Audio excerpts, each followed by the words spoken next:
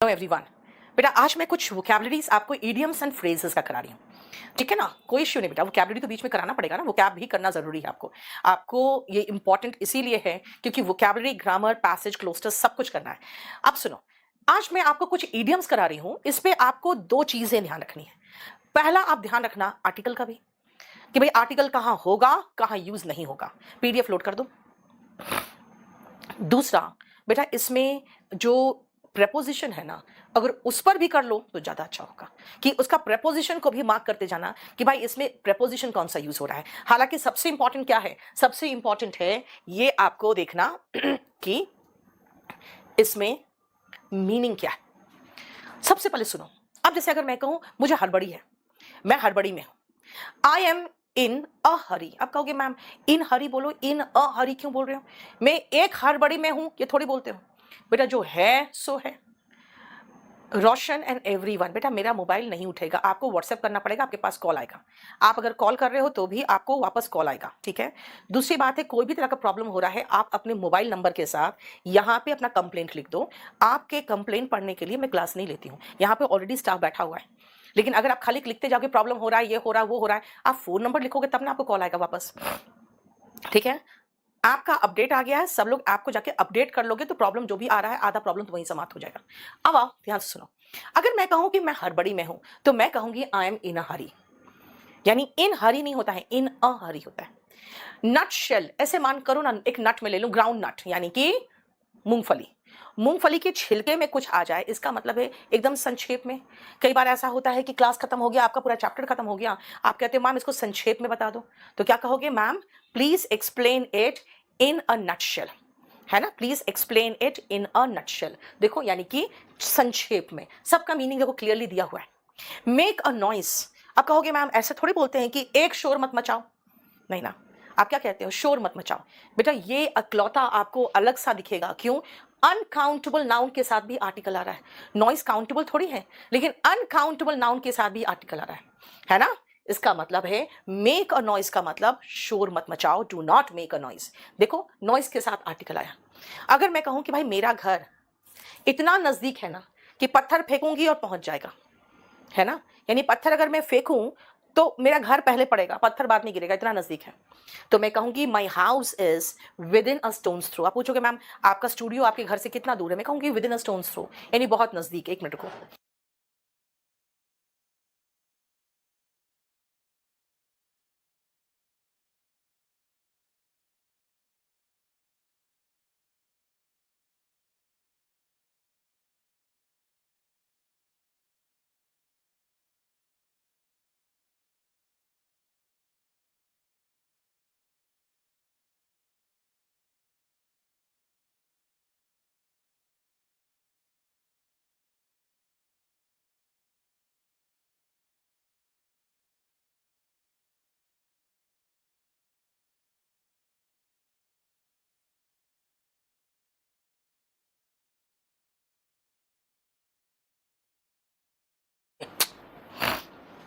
Okay देखो, at a loss and at sea, इन दोनों का मतलब, इन दोनों का मतलब है कंफ्यूज्ड।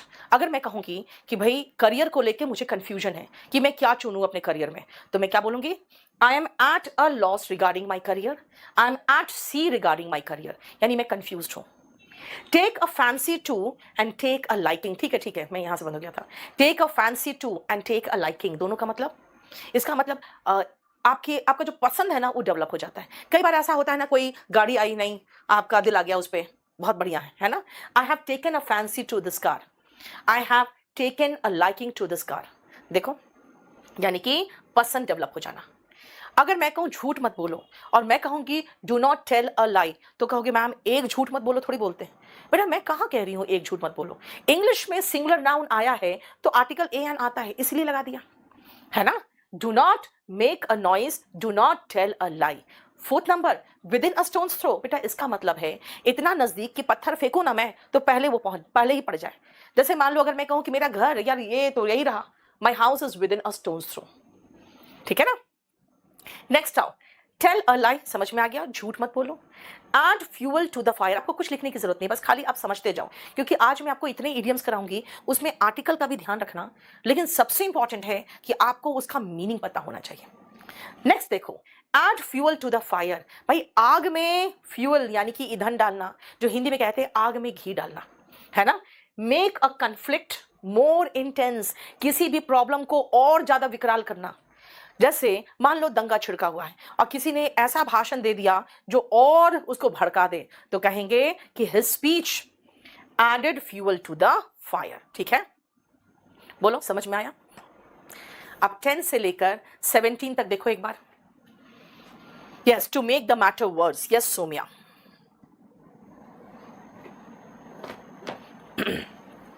ठीक है,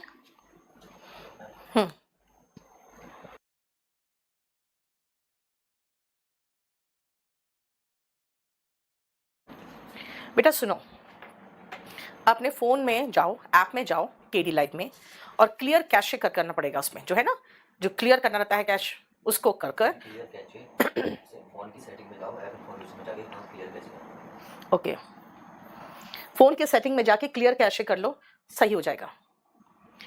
रोशन, मैं आपका फोन अटेंड नहीं कर सकती, वो रिसेप्शन पे रहता है। आपको फोन आ जाएगा। सुजाता, मैं यहां मैसेज थोड़ी खेलने आई हूं बेटा, बुक में पेज नंबर बता दूं।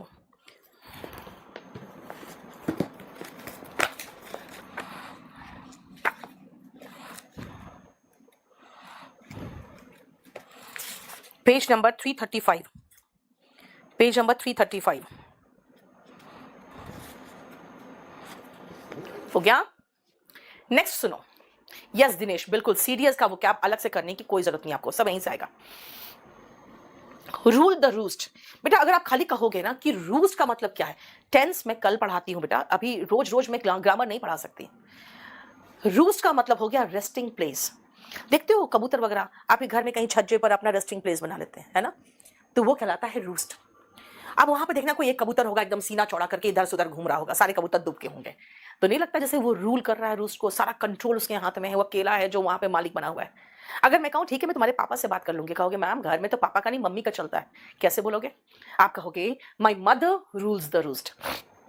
समझ में आया, यानी जिसका वर्चस्व है वहां पे, my mother rules the roost. ठीक है, अगर मैं कहूं आखिरी क्षण में, तो at the 11th hour, at the 11th hour का मतलब है एकदम लास्ट मोमेंट पे। अगर मैं कहूं भाई तुमने मुझे इनवाइट किया एकदम आखिरी क्षण पे, अब मैं कैसे आऊं भाई, उसके लिए कपड़े भी खरीदने होते हैं, है ना, तो मैं क्या कहूंगी, you invited me at the last moment, at the 11th hour. ठीक है, यानी at the last moment. Bolt from the blue, bolt from the blue का मतलब lead someone by the nose, बेटा वो भी वही सेम हुआ, यानी किसी पर अपना वर्चस्व रखना, है ना, तो कह सकते हो इसका एक सिनोनिम ये भी लिख सकते हो, lead someone by the knows. देखो एक लड़की है बुशरा, कितना बढ़िया क्वेश्चन का एक सिनोनिम वगैरह जवाब देती है। और कुछ ऐसे हैं बच्चे जैसे रोशन टाइप के, आपका फ़ोन नंबर ये है ना, कोई फ़ोन करते उठाता नहीं है, बेटा मैं यहाँ पर बेरोजगार नहीं बैठी हूँ, आपका जो प्रॉब्लम है आप व्हाट्सएप कर दो, आपके पास कॉल आ जाएगा। लेकिन अगर आप मेरे साथ साथ कुछ और सिनोनिम एंटोनिम दोगे, कितना बढ़िया लगेगा। अब देखो सपना का मैसेज खुश कर रहा है कि आप सही अच्छा पढ़ाते हो, तो ये ठीक है, आप कोई क्वेश्चन साथ साथ अगर दोगे मुझे कुछ, कितना अच्छा, देखो उसने मुझे सिनोनिम दे दिया, सबका काम आ गया। बेटा एट द 11th आवर को in the nick of time से रिलेट मत करना। क्यों?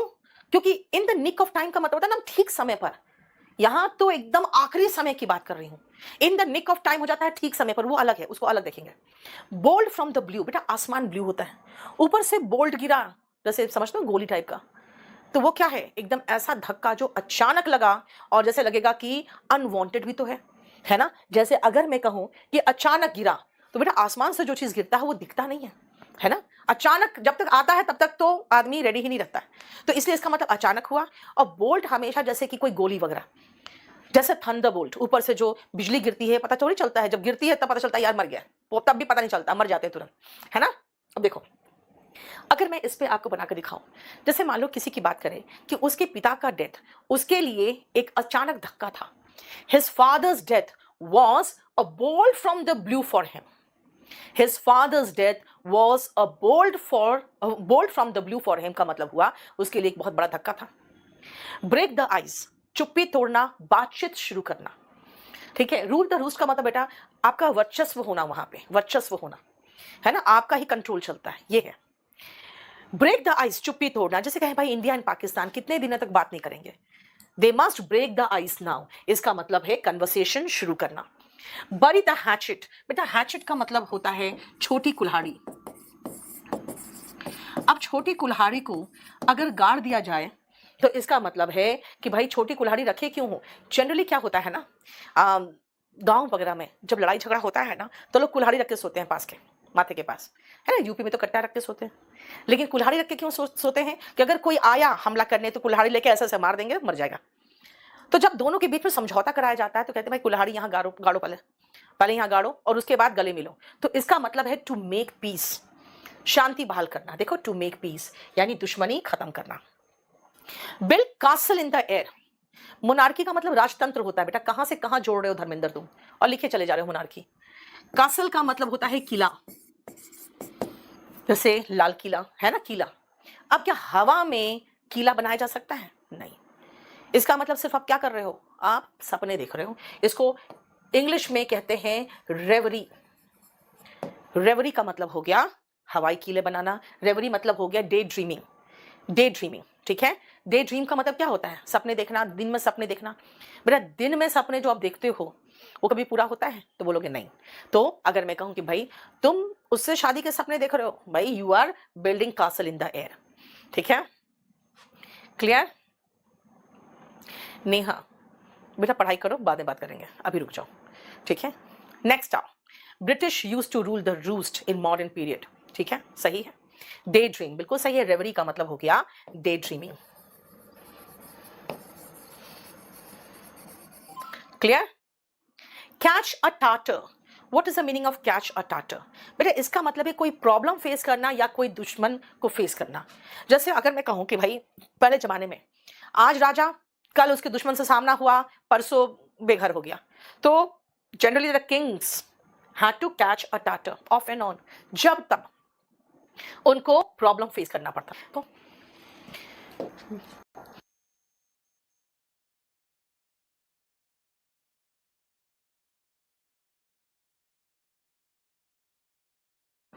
साक्षी क्या सुनूं मैं, बताओ. मगरमच्छ क्या कर रहे हो मुकेश? हाँ, एक ही चीज. डींगे मारना तो ये नहीं बेटा. कैच अ टाटर का मतलब होता है दुश्मन का सामना करना. कुछ नहीं कंचन, टाटर तो होता है जो आपके दांत में जो पीला पीला लग जाता है ना, अंदर से देखते हो ना, लेकिन ऐसा जरूरी नहीं है. अनिल सब कुछ आ रहा है, लेकिन मैं अब पढ़ाने आई हूँ बेटा, यहाँ पे कमेंट खेलने थोड़ी आई. तो आप जरा पढ़ाई करो शांति से. बहुत सारा है, ये एक क्लास में खत्म कराना बहुत मुश्किल है, इसे जल्दी करो. च्यू द कड. गाय भैंस को देखते हो बैठ के जुगाली कर रहे हैं, और जुगाली करते हुए उनका ना शक्ल देखना, वो ऐसे ऐसे देखते रहेंगे और जुगाली करते रहेंगे, ऐसा जैसे कोई चिंतन कर रहे है ना, यानी कुछ सोच रहे हैं. तो देखो च्यू द कड का मतलब वही होता है टू पॉन्डर. च्यू द कड का मतलब टू पॉन्डर, मतलब विचार करना, सोचना. ठीक है.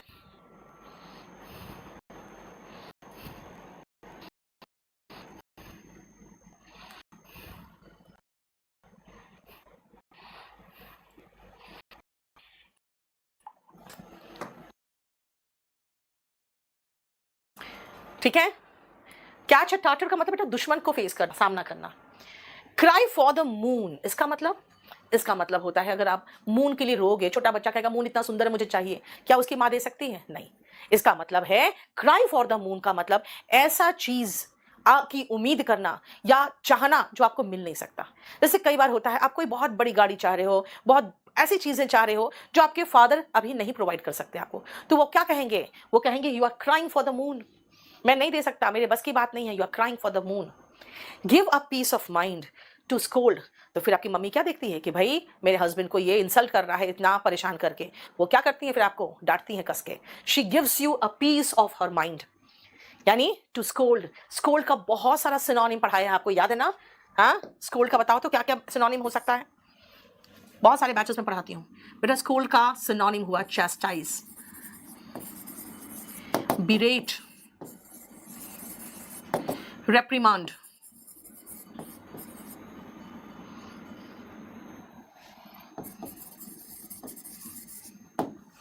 ठीक है, scold, chastise, berate, reprimand, chide, ये सब सिनोनिम है। देखो,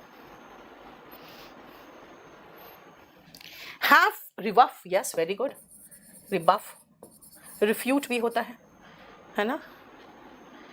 क्लियर? चलो सुनो, have finger in the pie, अगर मान लो आप किसी को लेके आओगे, कहोगे मैम देखो आपके मेरे बीच में प्रॉब्लम है, रिब्यूक, ठीक है, आप और मेरे बीच में प्रॉब्लम है और हम इनको जज बना लेते हैं, हम दोनों के बीच का जो प्रॉब्लम है ना ये सुलझा लेंगे।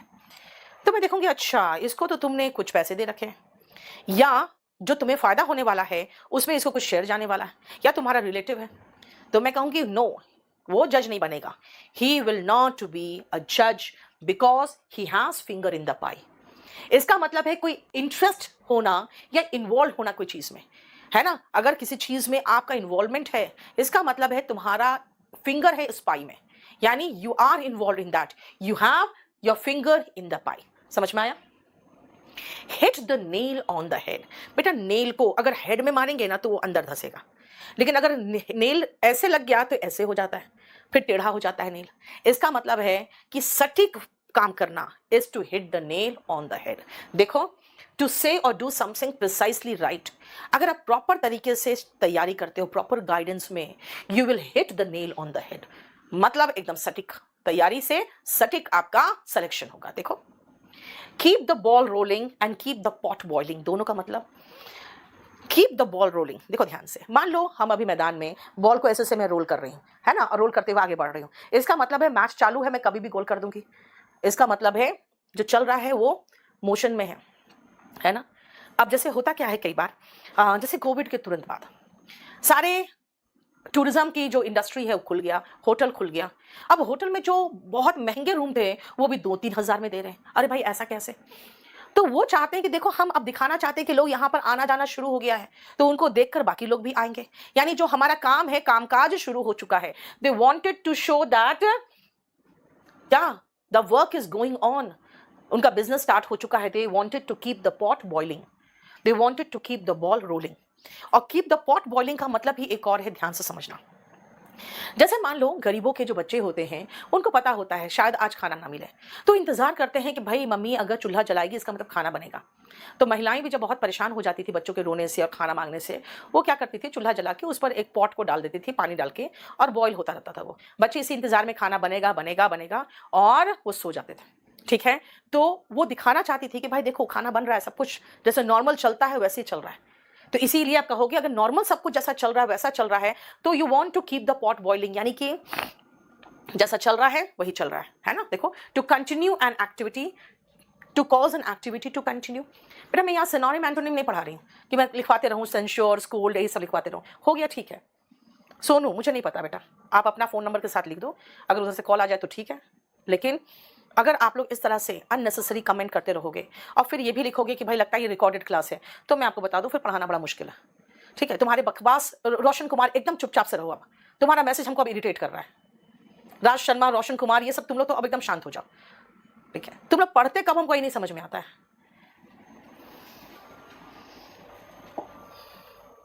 खाली तुम लोग कमेंट ही करते रहते हो।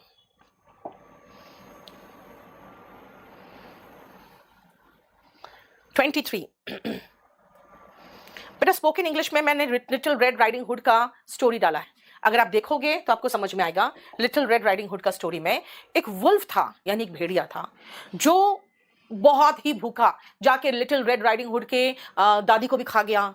फिर वो बिस्तर में उसकी दादी बन के लिटिल रेड राइडिंग हुड का इंतजार किया उसको भी खाने के लिए। यानी जो भेड़िए होते हैं ना, उसको भूख से रिलेट करके दिखाया गया है। अगर मैं कहूँ keep the wolf from the door, इसका मतलब टू अवॉइड स्टार्वेशन। मैं कहूँगी भाई इतना पढ़ लिख के वो मजदूरी कर रहा है क्यों, तो कहोगे मैम भूखे थोड़ी मरेगा वो। He doesn't want to starve, he wants to keep the wolf from the door, यानी वो क्या चाहता है, अवॉइड करना चाहता है starvation. He wants to avoid starvation, he wants to keep the wolf from the door. देखो ठीक है, अब आओ 24 से 30 तक देखो एक बार। सारा आप फिर से सुन तो सकते हो रिवाइंड करके? क्या प्रॉब्लम है? साउंड प्रॉब्लम कहाँ है? साउंड प्रॉब्लम तो नहीं है अब। आकांक्षा, वोकैबुलरी अगर नहीं करना आ रहा, समझ में नहीं आ रहा तो छोड़ दो, आज सो जाओ, जाके आराम करो। भाई इडियम्स एंड फ्रेजेस इतने क्वेश्चंस आते हैं। हाँ,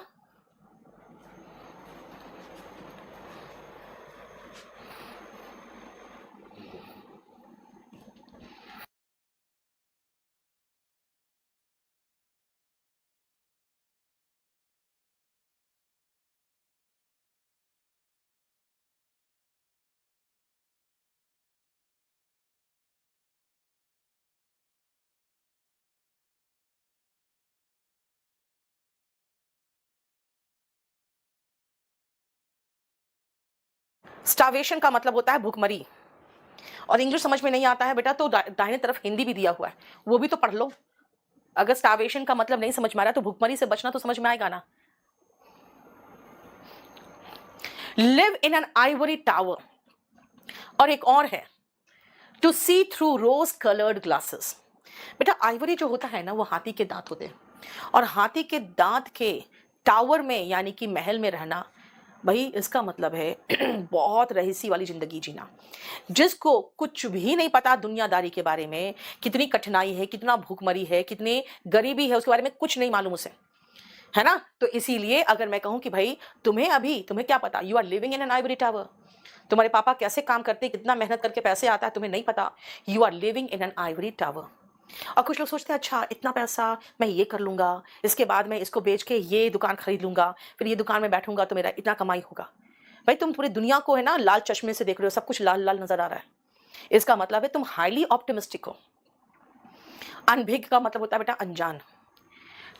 तब अगर आप ऐसे सपने देखोगे, मैं कहूंगी you are seeing the world through rose coloured glasses. इसका मतलब है कि तुम्हारे में कोई एक्सपीरियंस नहीं है, कोई प्रैक्टिकल नॉलेज नहीं है ना, तुम वास्तविक समस्याओं से अनजान हो। ठीक है, next, mad as a March hare. बेटा मार्च में खरगोश कैसे रहते हैं भाई? बड़े खुश होते हैं वो। क्यों? क्योंकि चारों तरफ हरे हरे घास है ना। आपको पता है कि हरे हरी घास जो होती है वो खाते हैं, और वो उछलते कूदते रहते हैं क्योंकि बहुत खुश रहते हैं यार, और एकदम क्रेजी हो जाते हैं चारों तरफ हरियाली देखकर, क्योंकि उनके पास बहुत सारा क्या है, घास है चढ़ने को। यानी वो क्या हो जाते हैं, एकदम क्रेजी हो जाते हैं। तो कई बार ऐसा होता है, जैसे आप नई बाइक आई, आप इतना उसको लेकर उड़ रहे हो, you become mad as a March hare. यानी नई बाइक मिलने के बाद you just became a mad as a March hare. ठीक है, नेक्स्ट आप, make a mountain out of a mole hill. इसका एक और सिनोनिम है, make a make an elephant, make an elephant out of a fly. ठीक है, देखो, यानी एक मक्खी का एक हाथी बना दे रहे हो, है ना। इसका मतलब है कि आप क्या कर रहे हो, you are making a mountain out of a mole hill. तेल का ताड़ बना रहे हो, राई का पहाड़ बना रहे हो। किसी छोटी सी प्रॉब्लम को यार इतना बढ़ा दे रहे हो, तुम क्या कर रहे हो, you are just making a mountain out of a mole hill. बेटा लगभग सेम है यहाँ storm in a tea cup. बेटा टी का कप, चाय का प्याला में कभी तूफान आता है? बोलोगे नहीं, और तूफान लाने की कोशिश कर रहे हो, यानी कि तुम बिना बात का ये जो पूरा मैटर है ना, मैं कहूंगी it is just a storm in a tea cup. भाई एक टी कप में तुम खाली तूफान लाके रख दियो, बिना बात का बतंगड़ बनाए हुए। देखो दोनों लगभग सेम सिनोनिम है ना। यहाँ पे वर्ब दिया है, यहाँ पे दिया नहीं है। In the nick of time, मैंने कहा था एकदम ठीक समय पर। निक ऑफ टाइम का मतलब at the last moment. Mad as a March है बेटा क्रेजी। ऑल एगॉग का मतलब तो होता है एकदम एक्साइटेड, कुछ करने के लिए एकदम उत्सुक होना, यहाँ पे पागल की तरह करना, वो है। In the nick of time इसका मतलब है एट द लास्ट मोमेंट भी कह सकते हो, इन द 11th आवर, यानी कि एकदम ठीक आखिरी क्षण पर, है ना। एकदम बस इसके बाद तो लेट हो जाता है, ये कह रही हूं मैं। भाई मैंने एकदम in the nick of time अपना मिस्टेक देख लिया और मैंने सही कर लिया, नहीं तो उसके बाद पेपर मेरा चला जाता है। In the nick of time का मतलब एकदम आखिरी क्षण पर। इन द सेम बोट इसका मतलब है in the same condition. In the same boat का मतलब होता है, जैसे मान लो अगर बोट में आप और हम बैठे, अगर हम दोनों फंसेंगे तो दोनों फंसेंगे, और बचेंगे तो दोनों बचेंगे, है ना। एक second.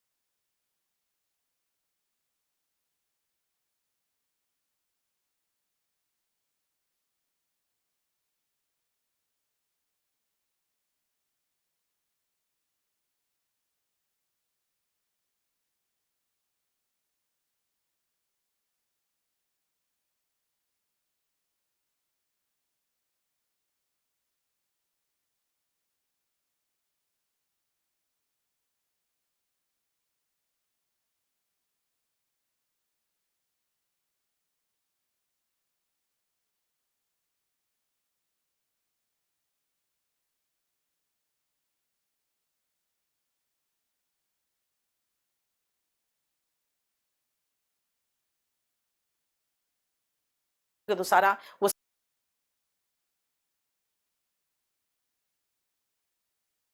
while conditions are good, यानी जिस समय हालात अच्छे हो उस समय काम करना, उसी का सिनोनिम है to strike the iron when it is hot. देखो ठीक है, 31 से लेकर 37 तक देखो। एग्जैजरेटेड का मतलब होता है बेटा बढ़ा चढ़ाकर। इन ल्यू ऑफ का मतलब होता है के जगह पर। निक का अलग से कोई मीनिंग नहीं होगा बेटा, ठीक है।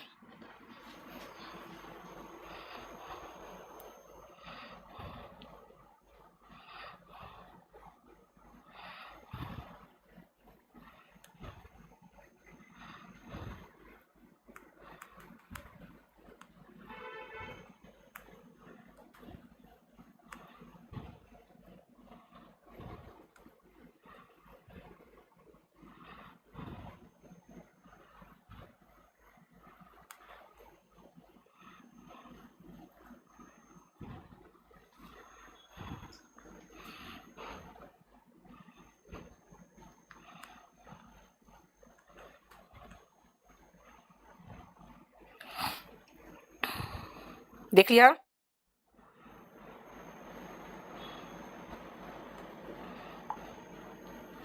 चलो गांधी कुमार, बस मैं यही काम करते रहूं बेटा। हाँ, निप इन द बड, सुनो ध्यान से। बड मतलब कली, ठीक है। कली में को जब निप कर दोगे बेटा, निप का मतलब होता है ना उसको मसल देना। कली को मसल दोगे तो खिल नहीं पाएगा। इसका मतलब किसी चीज को छोटे में खत्म कर देना। अगर मैं कहूँ कि भाई समस्याओं को आप बढ़ने क्यों देते हो, निप देम इन द बड। कई लड़कियां बड़े हो नहीं पाती, उसके पहले ही उसको जान से मार दिया जाता है, यानी कभी कोख में। तो मैनी गर्ल्स कह सकते हैं, many girls are nipped in the bud, यानी कि छोटे में ही खत्म कर दिया जाता है। Pull the wool over someone's eye, किसी की आंखों पर ऐसे पट्टी लगा दोगे, वुल लगा दोगे, वुल मतलब ऊन है ना, जो कहते हैं ना शीप से वुल निकलता है। अगर वो ऊन लगा दोगे तो उसके बाद वुल लगाने के बाद दिखेगा उसको, कुछ नहीं दिखेगा। इसका मतलब है धोखा देना। जैसे कई बार आप कहते हो भाई हम पढ़ने जा रहे हो और कहीं और घूमने चले जाते हो, you pull the wool over your parents' eyes. देखो, pull the wool over someone's eye का मतलब है कि आंखों में धूल झोंकना, है ना। यस अक्षरा, सही है। Put the cart before the horse, बेटा आपके पास घोड़ा भी है, आपके पास गाड़ी भी है। घोड़ा आगे आगे भागेगा, गाड़ी पीछे पीछे खींचेगा, राइट। लेकिन अगर घोड़ा के आगे गाड़ी लगा दो तो फिर घोड़ा भी सोचेगा भाई हम कैसे गधे के पास काम कर रहे हैं, इसके पास दोनों चीज, लेकिन इसको सही काम करना नहीं आ रहा है। तो put the cart before the horse का मतलब है टू डू समथिंग रॉन्गली, गलत तरीके से काम करना, है ना। यानी कि गलत काम करना, गलत तरीके से काम करना is to put the cart before the horse, right. यानी आपके पास सब कुछ है but you are putting the cart before the horse, तुम काम सही ऑर्डर में नहीं कर रहे, right. Put the cat among pigeons, बेटा कबूतर है, कबूतरों के बीच में आप एक कैट को छोड़ दोगे, कबूतर भी सोचेगा भाई कब मुझे खा जाए। तो सब थोड़े डरे रहेंगे, थोड़े अलर्ट रहेंगे, उतने कंफर्टेबल नहीं रहेंगे। तो कई बार ऐसा होता है कि किसी व्यक्ति से आपको है ना अच्छा नहीं लगता उसकी कंपनी में, पूछेंगे भाई क्या हुआ, बोलोगे you are putting the cat among the pigeons, हम कंफर्टेबल कैसे महसूस करें, है ना। यानी to put an undesirable person, undesirable का मतलब होता है जो अच्छा नहीं है, जिसको आप पसंद नहीं करते हो, अमंग अ ग्रुप।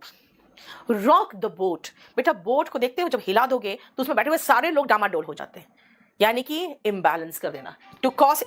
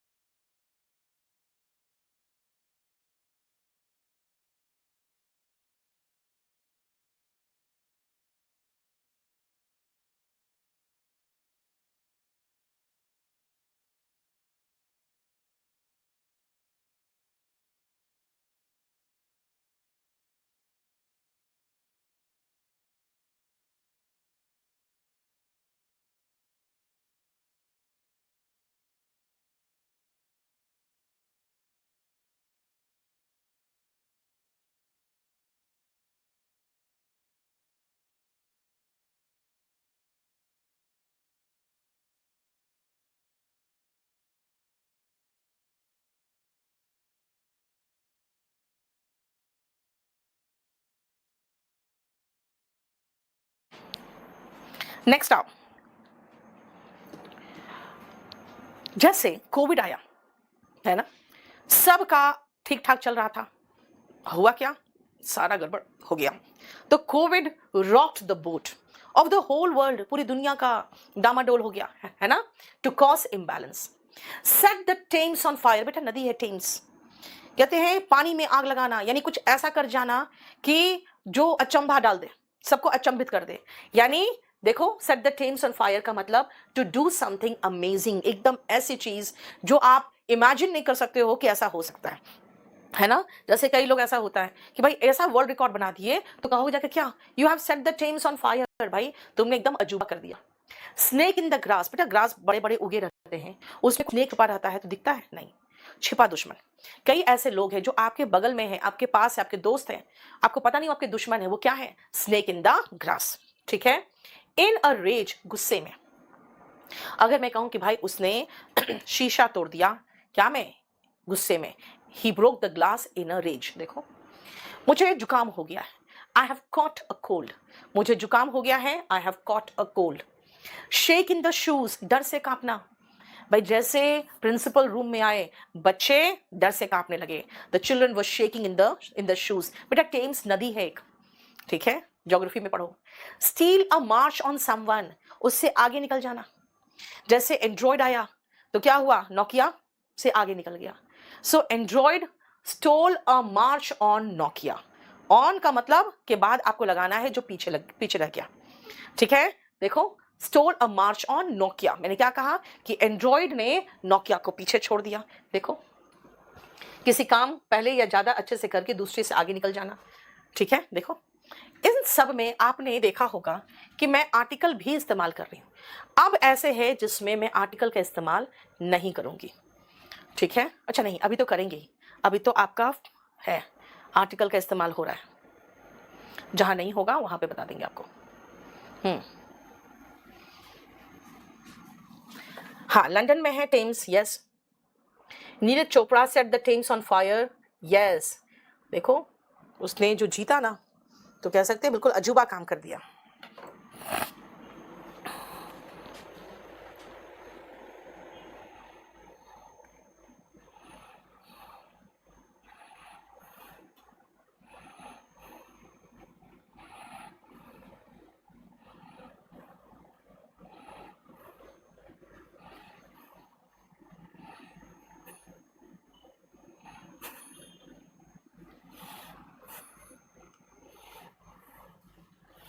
चलो नेक्स्ट सुनो, लिफ्ट अ फिंगर और स्टर अ फिंगर, इसका मतलब बस उंगली हिलाना।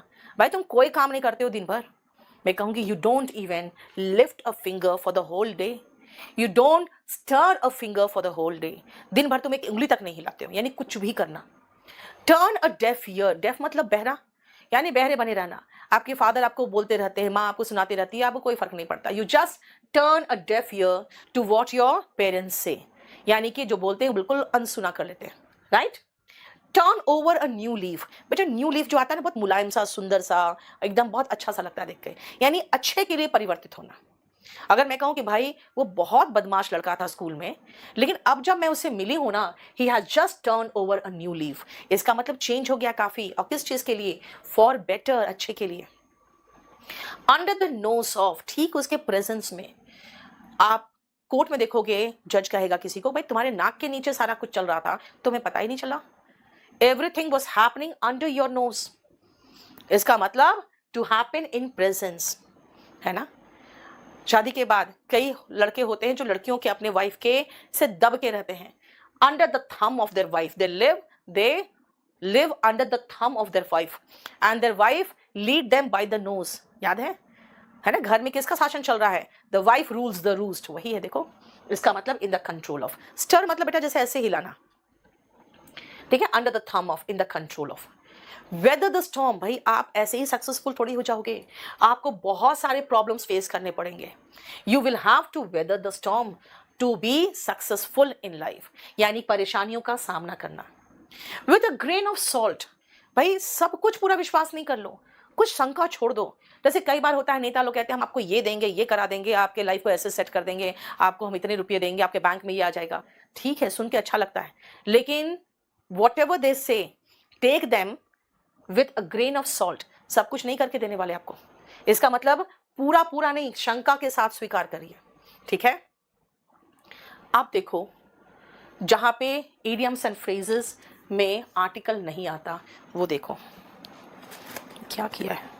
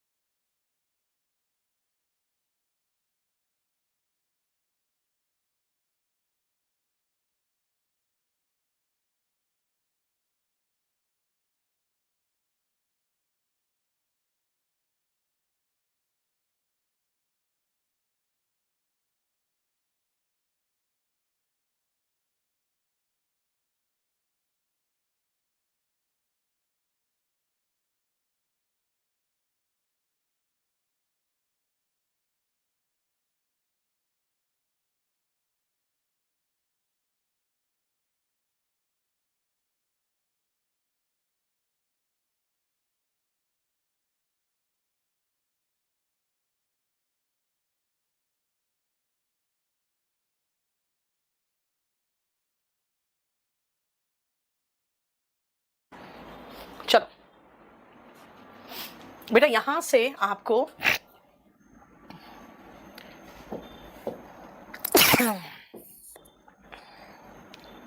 इस जगह से आपको विदाउट आर्टिकल है,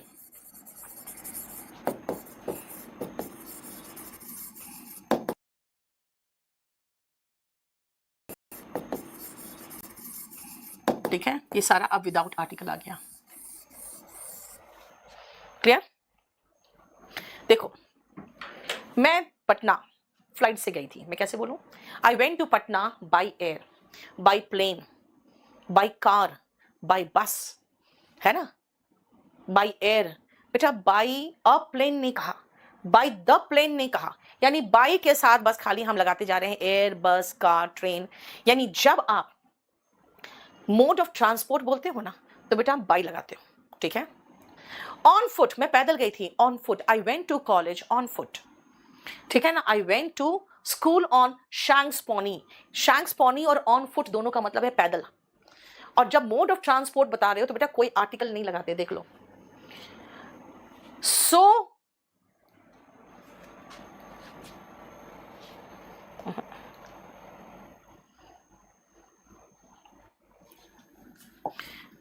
यहां पे कोई मेयर नहीं है।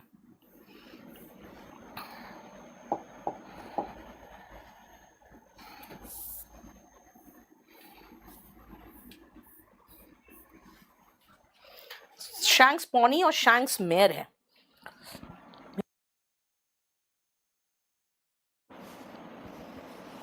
बेटा ये जो मेयर है ना, ये यहां आएगा, शैंक्स पोनी और शैंक्स मेयर,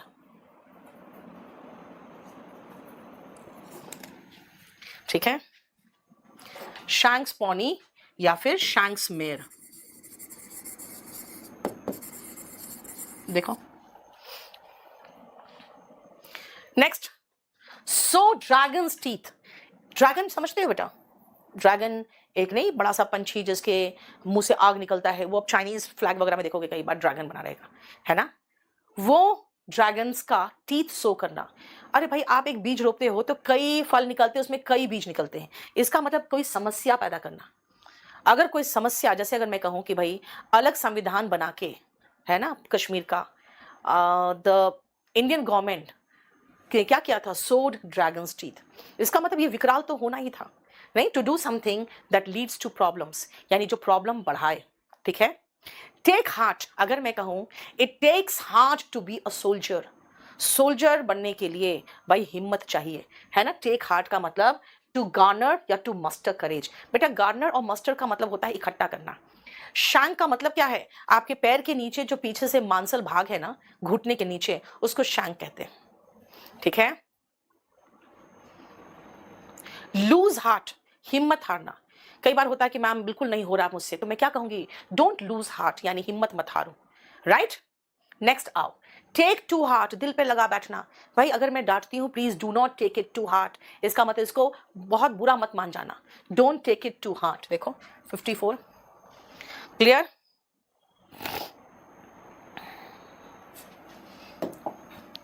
इन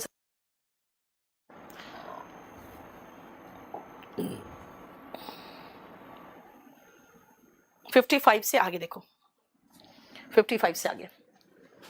सोहन बेटा जो आर्टिकल में है या नहीं है, बस इतना याद रखना, नहीं है तो नहीं है, ठीक है।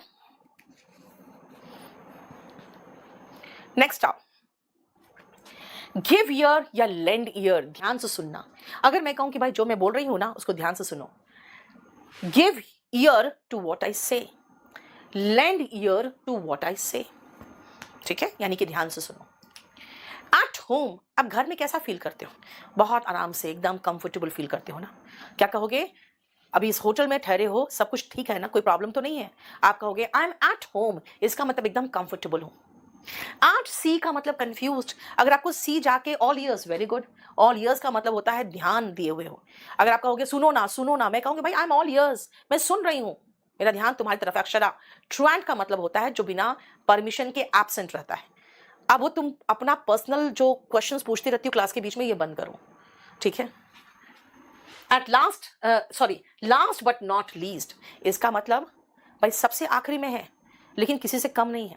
मान लो हमारे 5 गेस्ट बैठे, एक एक करके सबको बुला रही हूं मैं बोलने के लिए, तो आखिरी तो कोई ना कोई तो आखिरी रहेगा, तो मैं कहूंगी last but not least, I would like to welcome so and so, यानी कि जो लास्ट में तो आ रहे हैं लेकिन किसी से कम नहीं है, ठीक है। Last but equally important. अब देखो कई बार ऐसे आप यूज करना सीखो। नितेश क्या बकवास कर रहे हो यार, शांत रहो ना।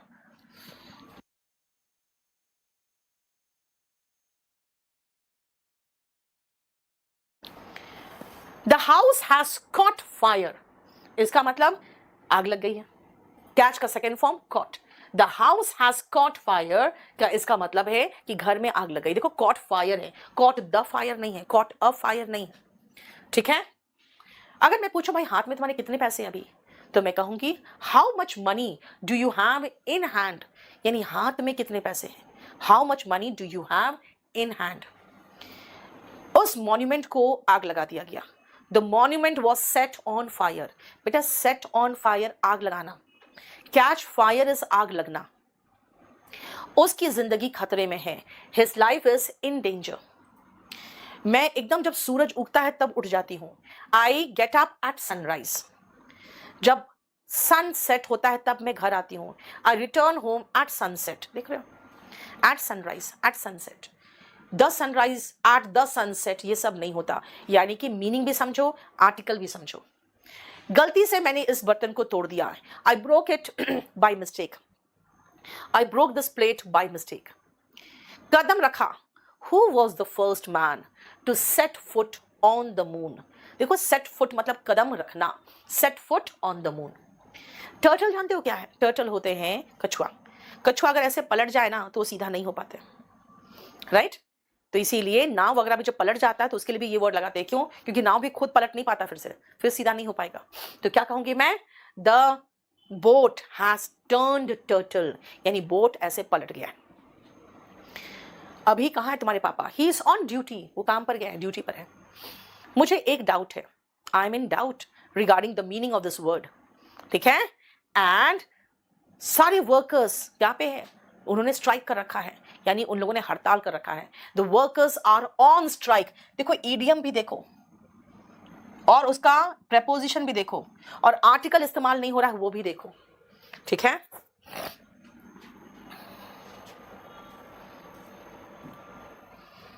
नेक्स्ट आगे देखो,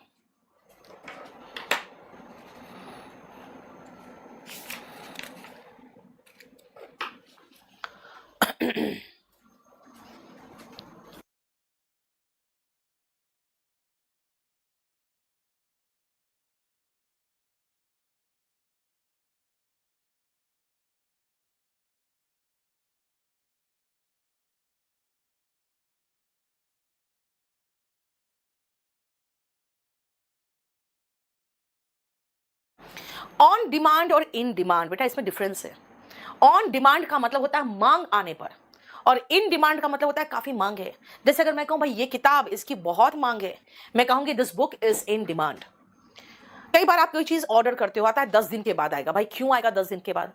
भाई इसको हम लोग डिमांड आने पर बनाते हैं। ये ड्रेस इतने ज्यादा मांग में नहीं है, जब इसका डिमांड आता है तब बनाते हैं। तो क्या बोलेंगे? This dress is made on demand. On demand मतलब मांग आने पर, इन डिमांड मतलब मांग में। बेटा व्हील एंड वो याद रखना, व्हील का मतलब ही है सुख, हैप्पीनेस, जॉय, और वो का मतलब ही है दुख। इसको सुख, दुख, सुख और दुख। देखो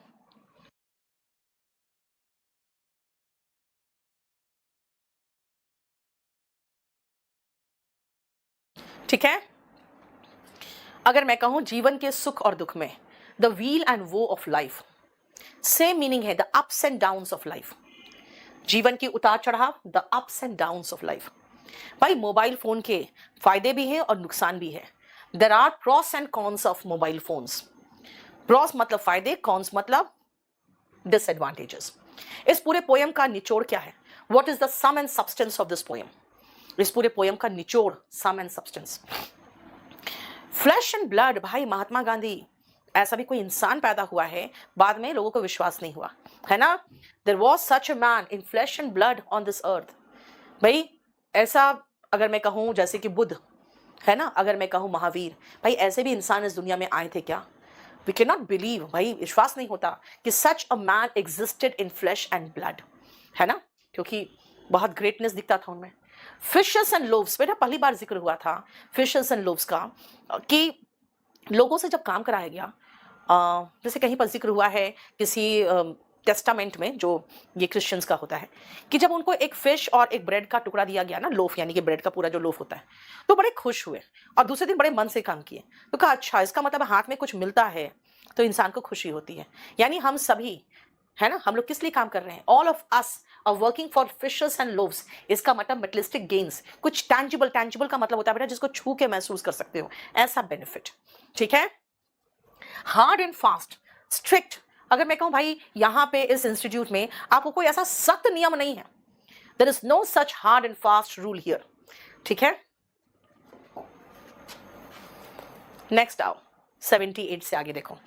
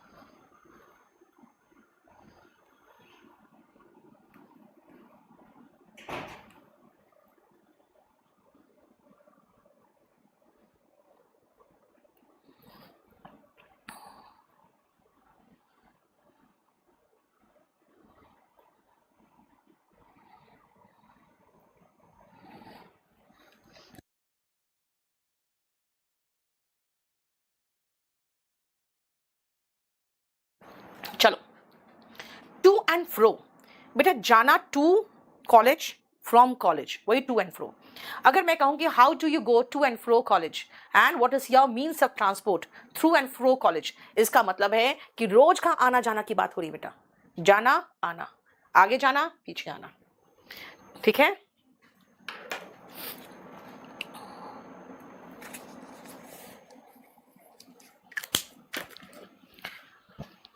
कट एंड ड्राइड रेडीमेड। अब अगर कहोगे मैम कुछ ट्रिक बताओ, मैं कहूँगी भाई कोई ऐसा रेडीमेड ट्रिक नहीं है, पढ़ना पड़ेगा. There is no such cut and dried formula to pass the exam, है ना. कट एंड ड्राइड का मतलब होता है एकदम बना हुआ, right. All and omega, alpha and omega. अगर आप कहोगे भाई ये क्या है, मुझे तो उसका शुरुआत अंत कुछ समझ में नहीं आ रहा है, ये है क्या चीज, तो कहोगे I can not understand the alpha and omega of it, यानी शुरुआत अंत कुछ भी. ऑल एंड सन्ड्री, भाई महंगाई सबको असर, सब पर असर करती है, किसी को नहीं छोड़ती. यानी कि अगर मैं ये कहूं price rise affects all and sundry, यानी एवरीवन विदाउट डिस्टिंक्शन, कोई भेदभाव के बिना. भाई आपको अपना जो पढ़ रहे हो ना उसका अंदर बाहर पूरा ज्ञान होना चाहिए. You must know the ins and outs of your subject. Fire and sword, बेटा आग, क्या तलवारें, सॉर्ड में तलवार, इसका मतलब क्या हुआ, गुस्सा, लड़ाई, यही तो. अगर मैं कहूं कि भाई आपकी लाइफ नहीं चलेगी if you find only fire and sword between you and your wife, सिर्फ गुस्सा, सिर्फ लड़ाई. अगर मैं कहूं भाई दंगा के दौरान क्या देखा था आपने वहां पे, ओनली फायर एंड सॉर्ड, मतलब सिर्फ गुस्सा, लड़ाई, है ना, बिल्कुल आतंक फैलाए हुए थे लोग, तो कहोगे ओनली फायर एंड सॉर्ड. ठीक है. फायर एंड ब्रिमस्टोन, जैसे नर्क में होता है ना वैसा दृश्य मैंने वहां देखा था. I saw fire and Brimstone. Fire and Brimstone का मतलब वही पीड़ा जो पापी वगैरह ऊपर नर्क में झेलते हैं, है ना, पकोड़े बनाए जाते हैं. तो आप कहोगे भाई दंगा के दौरान I just saw fire and brimstone there. ठीक है. फार एंड वाइड, दूर दूर तक, भाई वो इतना फेमस हुए कि उनका नाम दूर दूर तक फैल गया, दूर हो नजदीक हो सब जगह फैल गया. दो तरीके से कह सकते हैं, his name spread fire and wide, his name spread far and near. देखो दो जगह से. ठीक है.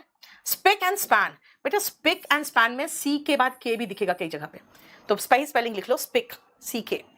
मेरा घर एकदम चकाचक है, माई house is spick and span, यानी कि एकदम कहीं पर भी कोई धूल आपको नहीं दिखेगा. This room is spick and span, इसका मतलब नीट एंड क्लीन, एकदम साफ सुथरा, इमैक्युलेट. तुम बोले चले जा रहे हो, तुम मैसेज किए जा रहे हो, मैं क्या कहूं, you comment on and on, you go on talking, you talk on and on, लगातार कंटिन्यूसली. मैं तुम्हें बार बार समझा रही हूं, I am trying to make you understand again and again. जब तब तुम टोकते रहते हो, you interrupt me now and then, जब तब टोकते रहते हो, you speak on and I am warning you again and again, बार बार.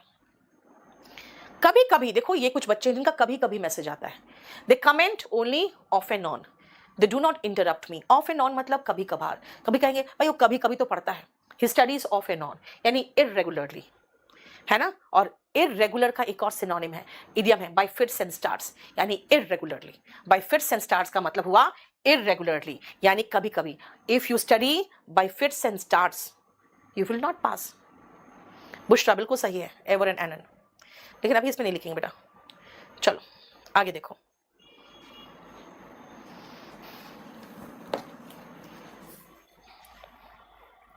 बस इसको खत्म कर देंगे.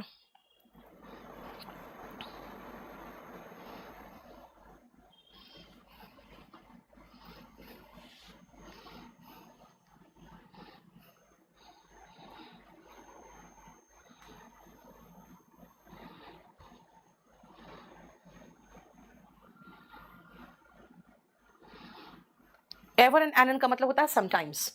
ठीक है, ANON होगा बुशरा. हैंड एंड ग्लव, इसका मतलब बिल्कुल लिप्त उसी चीज में, यानी षड्यंत्र में, साथ में होना. अगर मैं कहूँ कि भाई वो दोनों, जैसे इंडिया में के खिलाफ पाकिस्तान और China, they are hand and glove, यानी क्लोजली वर्क करता है और डिसऑनेस्ट तरीके से, यानी Pakistan and China work hand and glove. भाई मैं पूरे तन मन से मेहनत कर रहा हूं, कैसे बोलोगे, I am working heart and soul, तन मन से, हार्ट से, एकदम आत्मा से, हार्ट एंड सोल. देखो वेयर एंड टेयर, देखो जब मशीन वगैरह होता है बेटा वो कटता है, वेयर हो जाता है, यानी कि घिस जाता है. तो अगर मैं कहूँ कि भाई हर साल हम मशीन के इसी घिसने से, डैमेज से हम करोड़ों गवाते हैं. We suffer huge loss due to wear and tear of machines. ठीक है. सेफ एंड साउंड, इसका मतलब है किसी तरह का कोई नुकसान नहीं हुआ. भाई हम लोग प्रार्थना करते रहे कि सबमर्सिबल के सभी लोग सेफ एंड साउंड वापस आ जाए, है ना. We wanted all of them to come safe and sound back to the earth, back to the land. Fair and square. अब हम चाहते हैं कि भाई ऐसा कैसे हुआ, क्या पैसे के लालच में कंपनी ने कोई बहुत गलत काम किया है क्या, सबकी जान को खतरे में डाला है? There must be a fair and square inquiry in this matter. Fair and square का मतलब होता है जस्ट, एकदम ईमानदारी से भरा हुआ, प्रॉपर। ठीक है। कई बार ऐसा होता है कुछ लोग जाके छिप के शादी कर लेते हैं, तो मैं क्या कहूंगी, ऐसी शादी, छिप की जो शादी होती है अच्छी बात नहीं है ना। Such hole and corner marriages are not good. Hole and corner का मतलब है सीक्रेट प्लेस पर, कंडक्टेड सीक्रेटली, एकदम छिपा के किया गया। आपने ज्वेलरी को संभाल के रखो, keep your jewellery under lock and key, right. Move heaven and earth. भाई मैंने तैयारी करने में बिल्कुल बहुत मेहनत की, क्या कहूंगी मैं, I moved haven and earth while my preparation, while preparing, यानी टू डू वंस बेस्ट, यानी एकदम सब कुछ मूव कर देना, यानी कि पूरी मेहनत करना। Carat and stick policy. बेटा कैरेट मतलब होता है गाजर, स्टिक मतलब डंडा। जब अच्छा काम करते हैं तो जानवरों को गाजर दिया जाता है, अच्छा काम नहीं करते हैं तो डंडे से पीटा जाता है। आप गवर्नमेंट जॉब क्यों चाह रहे हो, प्राइवेट जॉब में जाओ ना। कहोगे no, I don't like those carrot and stick policies. Carrot and stick policy का मतलब होता है रिवॉर्ड एंड पनिशमेंट पॉलिसी। ऐसे प्रॉब्लम्स तो आपकी जिंदगी के अभिन्न अंग है। Such problems are part and parcel of life. अभिन्न अंग, part and parcel. Blow hot and cold. भाई उससे दोस्ती मत करो, वो कभी नरम होता है कभी गर्म होता है, उसका कोई ठिकाना नहीं है ना। ही ब्लोज हॉट एंड कोल्ड, यानी अनरिलायबल है, कहते हैं ना, कभी नरम कभी गर्म। ठीक है। Play fast and loose. मान लो ऐसे कि अगर हम लूज सीट बेल्ट पहन के फास्ट गाड़ी चलाएं, है ना, तो कहोगे भाई बहुत इररेस्पॉन्सिबल तरीके से काम कर रहे हो आप। इसका मतलब वही, to behave in a reckless और इररेस्पॉन्सिबल मैनर। बेटा रेकलेस का मतलब होता है लापरवाह। ठीक है। Play ducks and drakes. पैसे बर्बाद करना। भाई तुम अपने पापा के पैसे बर्बाद कर रहे हो, कैसे बोलूं, you are playing ducks and drakes with your father's money. देखो बर्बाद करना, इसका सिनोनिम है स्क्वैंडर। ठीक है। By leaps and bounds. दिन दुनी रात चौगुनी, बहुत तेजी से। हम क्या चाहते हैं, हम चाहते हैं our country progress by leaps and bounds, कि दिन दुनी रात चौगुनी हमारा कंट्री प्रोग्रेस करे। अगर आप एक बीवी के रहते, एक पत्नी के रहते दूसरी शादी कर लोगे तो क्या होगा, your second marriage will be null and void. उसका कानूनी कोई मान्यता नहीं है, इनएफेक्टिव। Rank and file. आम जनता को प्राइस राइज से बहुत परेशानी होती है ना। The price rise, inflation effects rank and file, यानी कि आम जनता। आउट एंड आउट, कहेंगे ये एकदम इडियट है भाई, एकदम पूरी तरह से इडियट है, कैसे कहोगे, he is out and idiot, है ना। अब आप कहोगे कि मैम इसका मीनिंग ये लगा सकते हैं, मैं कहूँगी यार क्या लिख रहे हो, उसका मीनिंग कुछ और है, उस शब्द का मीनिंग कुछ और है। They are far and away, इसका मतलब बहुत डिफरेंट है। उसके सिनोनिम में ये वर्ड कैसे लगा दें, ये दोनों तो बिल्कुल अलग अलग है। They are far and away, much difference. Hunt high and low, हर जगह खोजा। बेटा हंट का मतलब शिकार करना। ओसामा बिन लादेन के लिए अमेरिका ने क्या किया था, America hunted high and low for Osama bin Laden. इसका मतलब to look carefully in every possible place, जहां हो पाया वहां देखा, है ना। हर कोने कोने में सर्च किया। America searched for Osama bin Laden in every nook and corner of Pakistan also. Nook and corner, हर कोने में। ठीक है। Touch and go. देखो covid touched and went our life, यानी आके छुआ तो और उसका असर भी है, देखना याद रखना, है ना। अनसर्टेन है लेकिन प्रोबेबली बैड रिजल्ट की तरह। ठीक है। डे इन, मतलब अगर मैं कहूं कि अच्छा ऐसा कुछ होगा ना, it will just touch and गो, यानी कि तुम्हारे लाइफ में आएगा, थोड़ा असर छोड़ेगा, चला जाएगा, टच करेगा, गो। डे इन डे आउट, कई कई दिन तक लगातार। He cried day in day out, इसका मतलब कई कई दिन तक लगातार वो रोता रहा। ठीक है। देखो ये आपका, हमने आज बहुत सारे इडियम्स कराए और ये सारे आपको दे रहे हैं, आज याद कर लो। ठीक है ना। इसको आर्टिकल मैंने लिख दिया कि ध्यान रख लेना, बस और कुछ नहीं। ठीक है। लेकिन ये आपको अच्छे से करना पड़ेगा। चलो इतना ही रहने दो। Rakesh, it is around 7 months। ठीक है। ऑनलाइन बैच ही है मुकुल, ऑनलाइन पढ़ा रही हूँ तो ऑनलाइन ही ना है, क्या बकवास क्वेश्चन करते हो, हाँ।